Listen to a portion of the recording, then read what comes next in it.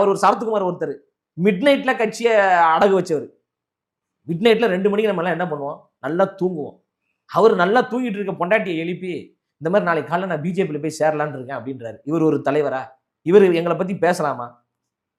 Mid நைட்ல கட்சியை போயிட்டு பிஜேபியில வித்தவர் எங்க வாட் ப்ரோன்னு கத்துறாரு. அந்த வீடியோ நான் பார்த்தேன். என்ன ப்ரோ நீங்க பண்ணிட்டு இருக்கீங்க, என்ன பேசிட்டு இருக்கீங்க? அவ்வளவு பேர் உங்க பின்னாடி வந்தாங்கல்ல, சரத்குமார் முதலமைச்சரா வருவாரு, சமத்துவ மக்கள் கட்சி ஆளுங்கட்சியா வரும், நம்ம தலைவர் ஏதாவது பண்ணுவாருன்னு தானே உங்களை நம்பி அத்தனை 1000 தோழர்கள் உங்க பின்னாடி வந்தாங்க. அவங்ககிட்ட கூட நீங்க கேள்வி கேட்கலையே.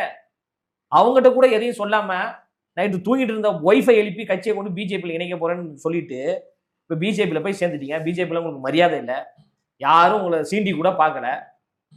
அந்த ஒரு காழ்ப்புணர்ச்சி கோபம் எங்க தலைவருக்கு மக்கள் கொண்டாடுறாங்க.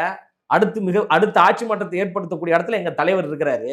அப்போ அவங்களுக்கு ஒரு காழ்ப்புணர்ச்சி. நம்மளும் சினிமால தானே வரோம், இவரும் சினிமால தானே வராரு. ஆனா அவருக்கு மக்கள் இவ்வளவு பெரிய ஒரு அங்கீகாரம் கொடுக்குறாங்க, இப்படி கொண்டாடுறாங்க.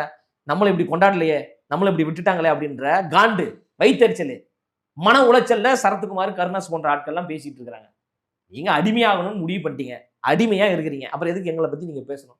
நாங்க அடிமைகள் கிடையாது, நாங்கள் மாற்றத்தை உருவாக்கக்கூடியவர்கள், அதிகாரத்தை வென்றெடுக்க வேண்டும் என்று நினைக்கக்கூடியவர். அதனால எங்களை குறித்து பேசுறதுக்கு அவங்களுக்குலாம் துளி அளவு ரைட்ஸ் கிடையாது, அருகதையே கிடையாது. வெக்கமே இல்லாம எப்படி பேசிக்கிட்டு இருக்காங்கன்னு எனக்கு தெரியல. முதல்ல அது சரத்குமார்லாம் பேசுறாருன்னா சிரிப்பு வருது, அவரை பார்க்கும்போது ஒரு பக்கம் சிரிப்பு வருது, ஒரு பக்கம் பரிதாபமா இருக்கு.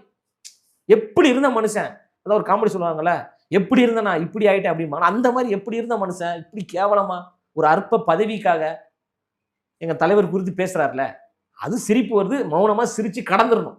அந்த அடிப்பில் அவங்க பேசுறத நாங்க சிரிச்சுட்டு போறோம்.